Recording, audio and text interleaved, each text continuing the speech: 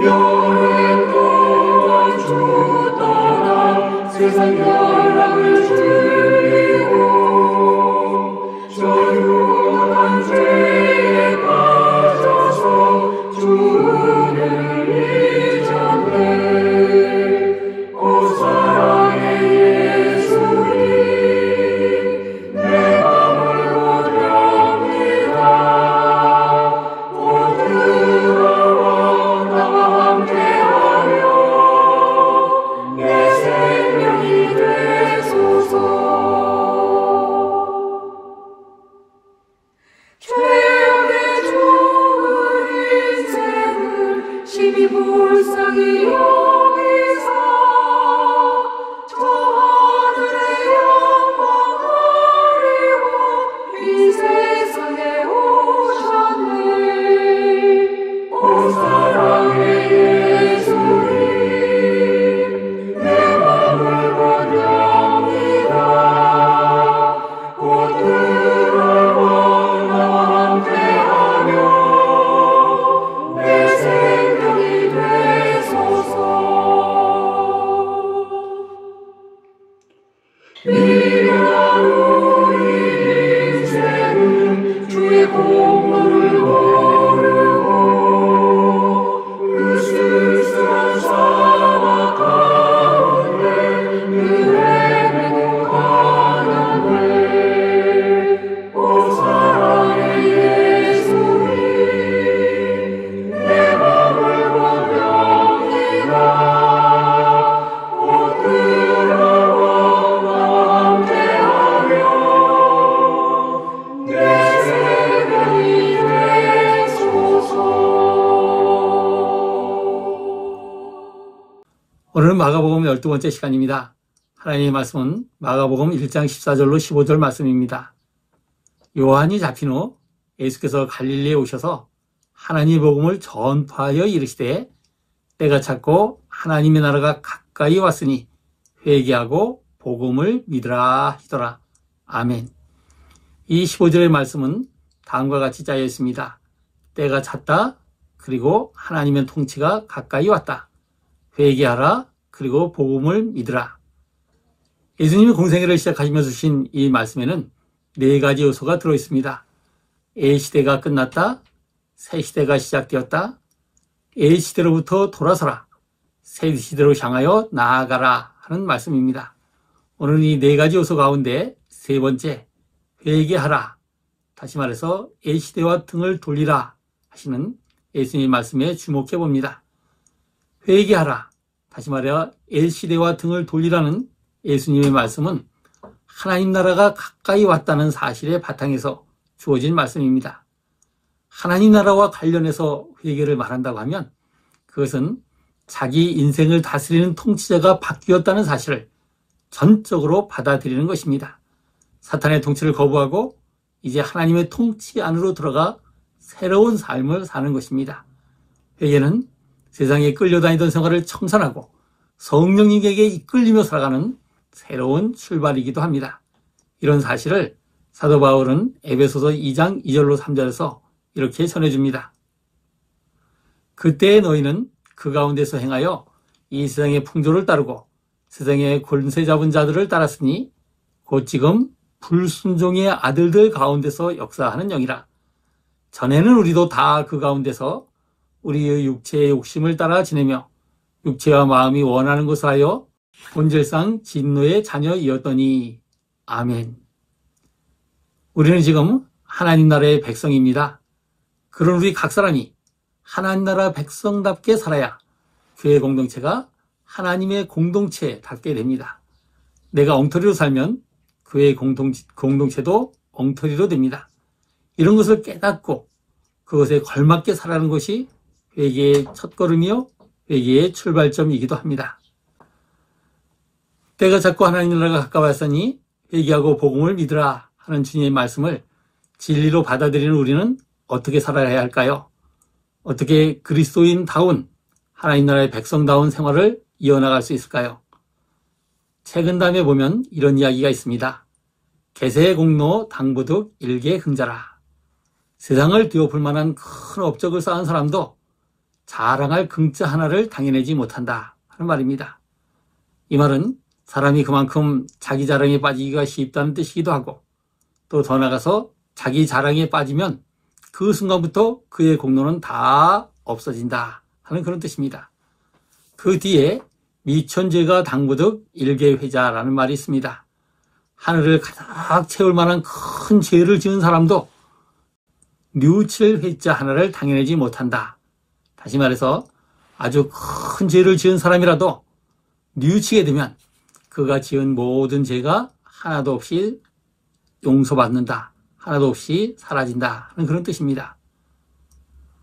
우리는 회개 속에서 하나님과 만나고 회개하면서 인생을 바르게 세워갑니다. 사람들 중에는 어리석어서 자기 잘못을 스스로 알아채지 못하는 경우도 있습니다.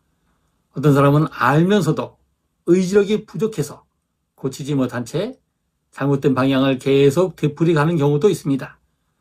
심지어는 이런 것을 즐기는 이도 있습니다.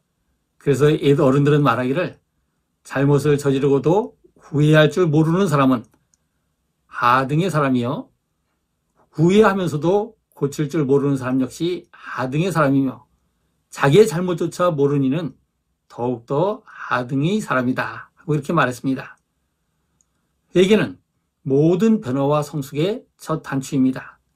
회개는 한 번으로 완결되는 것이 아니라 평생 동안, 그리고 일상적으로 자기 자신을 되돌아보는 성찰과 생각과 자기 보살핌으로 현재 진행형이 되어야 합니다. 세리자 요한이 전한 회개는 감상적인 눈물을 찔끔거리는 정도가 아닙니다. 그것은 구체적인 행동의 실천을 촉구하는 것이었습니다. 당시 세리와 군인들은 가난하고 연약한 사람들을 착취하고 억눌렀습니다. 그런 죄악을 끊는 행동이 없다면 그들이 성전에 와서 예배를 드리거나 회개를 하더라도 소용이 없다고 했습니다. 세리 요한이 요구하는 회개는 개개인의 삶의 질과 관련됩니다. 그것은 도덕과 윤리를 포함하되 도덕과 윤리를 뛰어넘어 인품의 성숙, 생활의 성숙을 포함하고 있습니다. 마가복음 1장 14절로 15절은 예수님의 선교와 선포를 요약한 말씀, 공생애를 요약한 말씀입니다. 그 내용은 세리자 요한이 했던 것과 비슷하면서도 그 내용에서 아주 큰 차이가 있습니다. 특별히 회개와 관련해서 아주 큰 차이가 있습니다. 이를 비교하기 위해서 누가복음 3장 7절로 9절 말씀을 봅니다. 독사의 자식들아, 누가 너희에게 다가올 형벌을 피하라고 일러주더냐? 도끼가 이미 나무 뿌리에 놓였다. 그러므로 좋은 열매를 맺지 않는 나무는 다 찍혀서 불 속에 던져진다. 유진 피터슨은 메시지 성경에서 요한의 말을 이렇게 풀었습니다. 너희의 뱀 가죽에 물을 좀 묻힌다고 무엇이 달라지겠느냐? 바꿔야 할 것은 너희의 겉가죽이 아니라 너희의 생활이다. 세례 요한이 회개를 일상생활과 관련시켜서 해석했다고 한다면 예수님은 하나님의 나라와 관련해서 회개를 말씀하셨습니다. 하나님 나라를 말씀하실 때 예수님은 혼인잔치 또는 어떤 사람이 베푼 큰 잔치에 비유하곤 하셨습니다. 누가복음 14장에 나오는 큰 잔치에 비유해 보면 어떤 사람의 죄는 윤리, 도덕의 범위에 들어가 있는 것이 아닙니다. 그 무엇보다는 지금 주인의 초청, 잔치에 참여하라 하는 이 초대에 거절하느냐 따르느냐가 죄의 여부를 결정합니다. 가까이 다가오는 하나님 나라 앞에서 죄의 의미가 이렇게 달라졌습니다. 죄의 의미가 달라진다고 하면 자연스럽게 회개의 의미와 내용도 달라집니다. 하나님 나라와 관련한 죄는 새로운 세계, 곧 하나님의 나라로 오라, 하나님 나라에서 합당한 삶을 살아라 하는 초대를 거절하는 것입니다. 새로운 세계로의 초대는 곧 새로운 사람, 새 생활을 시작하라는 초대이기도 합니다. 예수님에게는 새로운 사람으로 살기를 거절하는 것, 하나님 나라에서 살기를 거절하는 것이 바로 죄이고 그 죄를 회개해야 하는 것입니다. 이런 데서 우리의 회개는 과거의 죄에 그칠 수 없습니다. 지금의 죄에 그칠 수 없습니다. 그보다는 지금의 삶에서 돌아서서 과거와는 다른 새로운 인간으로 살라는 초대에 응답하는 것입니다. 회개하다는 말과 관련해서 성경에 나오는 낱말들 가운데 자복하다라는 것이 있습니다. 이것은 마가복음 1장 5절에 나옵니다. 자복하다는 말은 세 가지 중요한 내용을 가지고 있습니다. 첫 번째로는 고백하다입니다. 제가 이러이러한 잘못을 범했음을 고백합니다 하는 그런 뜻이죠. 두 번째 뜻은 동의하다입니다. 만일 우리가 저를 향해 말씀하신 제 잘못들을 인정합니다 라고 하면 이것이 동의가 됩니다. 세 번째로는 약속하다 하는 뜻입니다. 앞으로 그와 같은 잘못을 범하지 않고 바르게 살겠습니다 라고 한다면 이것은 약속입니다. 이렇게 자복하다는 말에는 고백, 동의, 약속 이 세 가지 의미가 있습니다. 하나님, 제가 이런 잘못을 범했습니다. 다시는 그렇게 하지 않겠습니다 하면 이것이 자복입니다. 자신의 허물과 죄에 이렇게 반응하는 것은 매우 바람직하지요. 다만 고백이든 동의든 약속이든 그것은 다 말로 한다는 데 강조점이 있습니다. 우리는 회개라고 한다면 말로 그치지 아니하고 실행으로 옮기는 것이 중요하다는 것을 다 알고 있습니다. 마가복음 1장 15절에 회개하다는 말이 있습니다. 이것은 아예 방향을 돌아서거나 가던 길을 완전히 바꾼다는 뜻입니다. 이를테면 동쪽으로 가던 사람이 자신이 가던 방향이 틀렸음을 알아채고 서쪽이나 남쪽으로 방향을 돌리는 것입니다. 또 회개라고 하는 말은 움켜쥐고 있던 것을, 집착하고 있던 것을 내려놓는 것입니다. 가던 길의 방향을 바꾸는 것이나 움켜쥐고 있던, 집착하고 있던 것을 내려놓는 것은 말이 아니라 구체적인 행동으로 나타나야 합니다. 이런 뜻에서 자복은 회개의 시작이라 하더라도 그것 자체가 회개라고 하기는 어렵습니다. 비유하자면 자복은 하나의 점입니다. 사람이 자기 잘못을 깨닫는 즉시 입으로 하나님께 자복할 수 있습니다. 그것은 하나의 점입니다. 회개는 점이 아니라 선입니다. 회개는 지속적인 생활로 이어집니다. 점은 선의 시작일 수는 있더라도 마치 점 자체가 선일 수 없는 것처럼 자복이 회개의 출발점일 수는 있어도 자복 자체가 회개일 수는 없는 것이 바로 이런 이유 때문입니다. 신약성경에 회개를 가리키는 말 메타노이아가 라틴말로 번역되는 과정에서 파이니테아라는 말로 바뀌었습니다. 이것은 용서하시는 하나님의 은혜를 받기 위해서 하는 고해성사, 고백을 가리킵니다. 메타노이아가 파이니텐티아로 바뀌다 보니 회개를 고백으로 오해하게 되었습니다. 히브리말 슈브나 그리스말 메타노이아는 그 본질상 파이니텐티아와는 전혀 다릅니다. 이것은 자신의 삶에 대한 깊은 성찰이나 새로운 세계에 눈을 뜨는 것을 통해서 자신의 생각, 자신의 말, 자신의 행동을 완전히 바꾼다는 그런 뜻이 들어있기 때문입니다. 회개라고 하는 것은 본래 상태, 다시 말해서 본질로 돌아가는 것을 나타내기도 합니다. 이것은 마음보와 생활 태도를 바꾸는 것이 포함되어 있습니다. 옳은 말을 들으면 순수하게 받아들여 순순히 따르는 것도 회개입니다. 예수님의 말씀을 들으면 자신의 생각과 주관을 내려놓고 예수님의 말씀에 순종하는 것이 곧 회개입니다. 애 시대의 모습을 저버리고 새로 시대의 정신을 받아들이는 것도 회개입니다. 이 모든 것을 가리켜서 잘못된 길, 잘못된 방향에서 돌이켜 바른 길, 바른 방향을 취하는 것, 이것이 회개입니다. 우리가 손에 쥐었던 것을 내려놓는다고 해서 우리에게 소유욕이 없어지는 것이 아닙니다. 우리가 고집하고 집착하던 어떤 것을 내려놓는다고 해서 우리의 주관이나 입장이 사라지는 것은 아닙니다.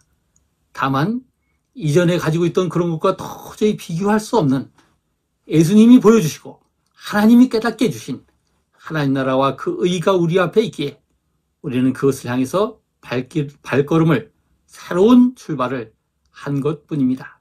삶의 방향이 바뀌었다고 해서 우리에게 있는 허물과 실수와 실패가 자동적으로 사라지는 것은 아닙니다. 피조물인 우리의 연약함은 항상 우리 가운데 그대로 남아 있습니다. 그러기에 회개는 한 번의 결단으로 끝나는 것이 아니라 지금도 그리고 앞으로도 꾸준히 되풀이 되어야 할 하나의 과정입니다. 우리는 하나님 나라를 향해 가는 길에 서 있고 걸어가고 있고 달려가고 있습니다. 바로 이렇게 우리는 그 나라와 그 의를 기준으로 매일매일 그리고 계속 되풀이해서 우리의 생활과 마음과 행실을 짚어보곤 합니다. 이런 데서 예수님이 말씀하신 회개는 자기 자신을 깊이 돌아보는 것이요, 자기 주변 사람과 자기가 사는 지역사회와 자기가 살아가는 이 나라와 이 땅을 살펴보는 것과 무관하지 않습니다. 타성과 이기주의를 벗어나서 모두가 함께 살 수 있는 하나님 안에서 자유인으로 하나님 안에서 새로운 피조물로 살아갈 수 있게 나 자신도 우리 이웃도 우리 모두도 함께 협력하며 나아가는 것이 회개의 과정에 속해 있습니다. 이런 것을 거절하는 것이 곧 죄요. 이런 것에 눈뜨지 못하는 것이 죄입니다. 우리가 회개할 항목이 바로 이런 것들입니다. 이제 말씀을 정리하겠습니다. 우리는 참회, 자복, 뉘우침이라는 말과 회개라는 말을 자주 혼돈해서 쓰기도 합니다. 이 두 가지 낱말은 어떤 차이가 있을까요? 회개, 자복의 무게중심은 과거요, 회개의 무게중심은 미래입니다. 참회, 자복은 어떤 구체적인 행위를 중단하는 것이요, 회개는 새로운 방향을 향해 가는 행동의 시작입니다. 그러므로 회개하라는 말씀은 윤리, 도덕적인 내용을 포함하더라도 그것에 제한되지 않습니다. 회개는 가까이 다가오는 하나님 나라를 영접하려는 사람이라면 누구나 반드시 거쳐야 하는 과정이요, 사람다운 사람으로 살려면 누구든지 꼭 해야 하는 필수 과정이요, 모든 피조물과 함께 더불어 행복하게 살려는 사람이 반드시 실천해야 할 항목이기도 합니다.